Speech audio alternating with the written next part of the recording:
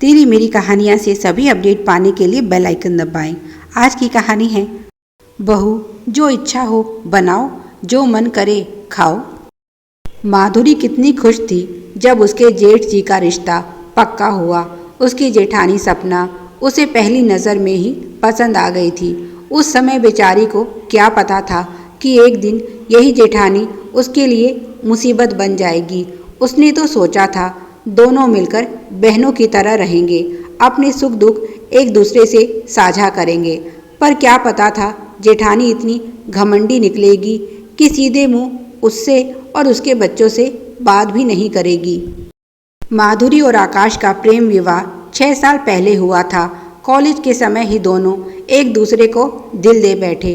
दोनों के परिवार भी इस रिश्ते से खुश थे। बस खुश नहीं थी तो उसकी सास। उन्हें आकाश के लिए किसी अमीर घर की लड़की चाहिए थी जो उनका घर धन दौलत से भर सके। पर माधुरी के पिता बस कंडक्टर थे। उनकी इतनी हैसियत नहीं थी कि वह बेटी को भर भर कर दहेज दे, क्योंकि उसकी 2 छोटे बहन भाई और भी थे। आकाश ने भी दहेज का विरोध करते हुए साधारण तरीके से मंदिर में माधुरी से शादी की। माधुरी के माता पिता ने शादी पर कोई खर्चा नहीं किया, इसीलिए सास ससुर ने भी उसे कुछ नहीं दिया। कुछ करीबी रिश्तेदारों के अलावा शादी में किसी को निमंत्रण नहीं भेजा गया था। शादी के 1 महीने बाद ही सास ने उसे फरमान सुना दिया, घर कोई मुफ्त में नहीं चलता, इसे चलाने के लिए पैसे लगते हैं। अब तुम दोनों को यहाँ मुफ्त की रोटियाँ नहीं मिलने वाली। हर महीने 15,000 रुपये मुझे चाहिए। दोनों कहीं से भी ला कर दो, पर अपना खर्चा खुद उठाओ। कॉलेज की पढ़ाई तो दोनों की पूरी हो चुकी थी। आकाश ने कहीं छोटी मोटी नौकरी पकड़ ली और माधुरी बच्चों को ट्यूशन देने लगी। धीरे धीरे परिवार बड़ा हुआ तो खर्चा भी बढ़ा। अब सास उनसे हर महीने 25,000 रुपये लेती, घर खर्च के नाम पर, और बच्चों की पढ़ाई लिखाई और उनके अपने पर्सनल खर्चे वह खुद करते। आकाश तो अलग रहना चाहता था, पर माधुरी ने उसे समझाया, अगर हम कहीं अलग घर लेकर रहेंगे तब भी हमारा इतना ही खर्चा होगा। किसी और को पैसे देने से अच्छा है हम सब मिलकर रहें, और इस तरह पैसा घर में ही तो जा रहा है। पर माँ का माधुरी के लिए जो व्यवहार था आकाश को बिल्कुल पसंद नहीं था, इसीलिए जब तब उसकी माँ से नोकझोंक हो जाती। पर ससुर जी माधुरी के साथ थे और अपने बच्चों में कोई भेदभाव नहीं करते थे। प्यार तो माधुरी की सास भी बहुत करती थी बच्चों से, पर जताती नहीं थी। सपना बहुत अमीर परिवार से थी। उसके पिता ने उसकी सास की सारी इच्छाएं पूरी की थी, इसीलिए घर में जब सपना का आगमन हुआ तो उसे सास ने सर आँखों पर बैठाया। उसे घर का काम करने की मनाही थी, क्योंकि काम करने के लिए माधुरी जो थी। एक दिन ससुर जी ने सास को समझाया भी कि उर्मिला, यह तुम ठीक नहीं कर रही। बड़ी बहू सारा दिन हाथ पर हाथ धरे बैठी टीवी देखती रहती है और छोटी बहू सारा दिन काम में लगी रहती है। यह तो तुम सरासर अन्याय कर रही हो छोटी बहू के साथ। हम उसके सास ससुर हैं, हमारी सेवा करना उसका फर्ज बनता है, पर तुमने तो उसे जेठाने की पर्सनल नौकरानी बना दिया है। यह बिल्कुल ठीक नहीं। तब उर्मिला जी बोली, थोड़ा काम कर लेगी तो कुछ बिगड़ नहीं जाएगा आपकी लाडली बहू का। धीरे धीरे बड़ी बहू भी यह सब करना सीख जाएगी। अभी उसकी नई नई शादी हुई है, बच्चों को कुछ समय साथ बिताना चाहिए ताकि एक दूसरे को अच्छे से समझ सकें। यही तो घूमने फिरने के दिन होते हैं। वह बोले, अच्छा तो माधुरी और आकाश के समय में तुम्हें यह बात क्यों नहीं याद आई? तब तो तुमने दोनों को कहीं बाहर अकेले जाने तक नहीं दिया। ज़्यादा बहू का पक्ष लेने की ज़रूरत नहीं है, वह तो पहले से ही घूमी हुई थी, तभी तो हमारे बेटे को अपने चक्कर में फंसा लिया। और क्या घूमना बाकी रह गया था उसके लिए? सूरज की शादी में इतना मिला है, ज़रा सोचो। आकाश की शादी अगर सूरज के बाद होती, उसे तो पता नहीं दहेज में क्या क्या मिलता, पर खुद ही अपने कर्मों में यह माधुरी नाम का पत्थर दे मारा। ससुर जी को गुस्सा आया। और वह बोले, कौन पत्थर है और कौन हीरा, यह तो समय बताएगा। कहीं ऐसा ना हो जिसे तुम आज पत्थर समझकर दुत्कार रही हो, कल को उसी की शरण में जाना पड़े। उर्मिला जी पर उनकी किसी बात का कोई असर नहीं हुआ। शादी को 3 महीने होने को आए, पर सपना ने अभी तक घर के किसी काम को हाथ नहीं लगाया था। आकाश कब तक चुप रहता। उसने माधुरी के विरोध के बावजूद रहने के लिए अलग घर ले लिया और बीवी बच्चों के साथ घर छोड़कर चला गया। अब उर्मिला जी बहुत खुश थी कि अब घर में आराम से रहूंगी।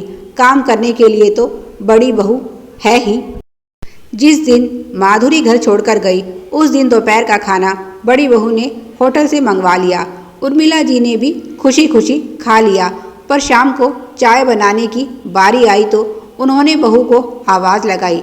अब सपना क्या करे, क्योंकि उसे तो कुछ काम करना आता ही नहीं था। उसने सास को सब कुछ बता दिया।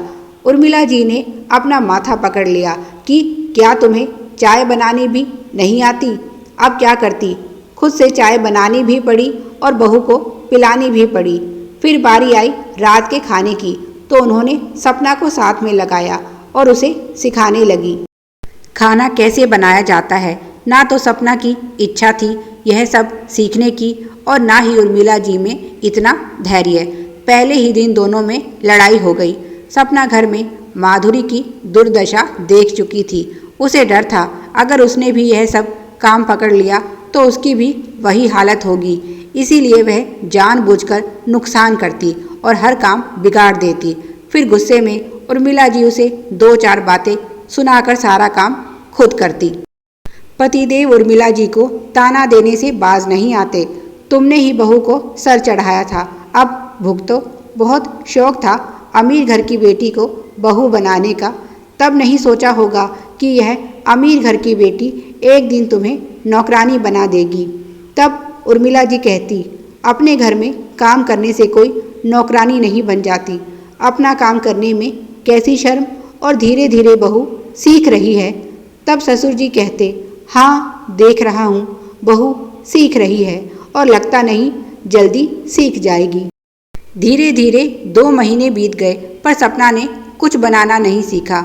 उर्मिला जी सोचने लगी, बड़ी बहू तो बिल्कुल बुद्धू है। पता नहीं कब यह सारा काम सीखेगी और कब मुझे इन सब कामों से आज़ादी मिलेगी। उन्हें माधुरी अब याद आने लगी थी। तभी बादल गरजे और बारिश शुरू हो गई। उन्हें याद आया छत पर कपड़े सूख रहे हैं। उन्होंने सपना को आवाज़ लगाई, पर जब कोई उत्तर नहीं मिला तो खुद ही छत की तरफ भागी। वहीं सपना को फ़ोन पर किसी से बात करते सुना। वह कह रही थी, सास को कैसे बेवकूफ़ बनाया जाता है, मुझसे सीख। मैं तो कुछ भी नहीं करती, सारा काम सास से लेती हूँ। अगर वह सीधी तरह से नहीं करती तो थोड़ा उसे गुस्सा दिला देती हूँ, फिर 2-4 बातें बोलकर खुद ही सारा काम कर देती है। उसके बड़बड़ाने से मुझ पर तो कोई असर नहीं पड़ता, पर काम निकल जाता है। खुद को बहुत होशियार समझती है, सोचती है जैसे छोटी बहू को नौकरानी बनाकर रखा, ऐसे ही मुझे भी अपनी नौकरानी बना लेगी। पर बेवकूफ़ औरत जानती नहीं मैंने उसे चालाकी से नौकरानी बना दिया है। बहू की बातें सुनकर उर्मिला जी सन रह गई। इसका मतलब बहू जानबूझकर यह सब कर रही है। वह मुस्कुराई और बोली, ठीक है, अगर तुम्हें ऐसे ही खेल खेलना है तो मैं भी तैयार हूँ। देखती हूँ कौन यह बाजी जीतता है। तुम्हें तो काम पर लगा कर रहूँगी। खुद को बहुत होशियार समझती हो, सारी होशियारी नहीं निकाल दी तो मैं भी तुम्हारी सास नहीं। मैंने ही तुम्हें सर चढ़ाया था, अब उतारने का काम भी मुझे ही करना होगा। वह ऐसे ही लौट आई क्योंकि कपड़े सभी भीग चुके थे। अब उन्हें उतार कर ले जाने का कोई फायदा नहीं था। आज उन्होंने खाना बनाते समय सपना को आवाज़ नहीं लगाई। खुद से सपना भी रसोई में नहीं गई। जब रात के 9 बजे तक किसी ने सपना को खाने के लिए नहीं बुलाया तो वह भूख से परेशान होकर रसोई में पहुंची। पर रसोई बिल्कुल साफ थी, जैसे वहाँ कुछ बना ही ना हो। सपना सोचने लगी, आज सासू माँ ने खाना नहीं बनाया और कहीं नज़र भी नहीं आ रही। खाने के लिए शोर मचाने वाले उसके ससुर भी कहीं दिखाई नहीं दे रहे थे। सूरज के ऑफिस से लौटने का समय भी हो चुका था। सपना सोचने लगी, अब क्या करे।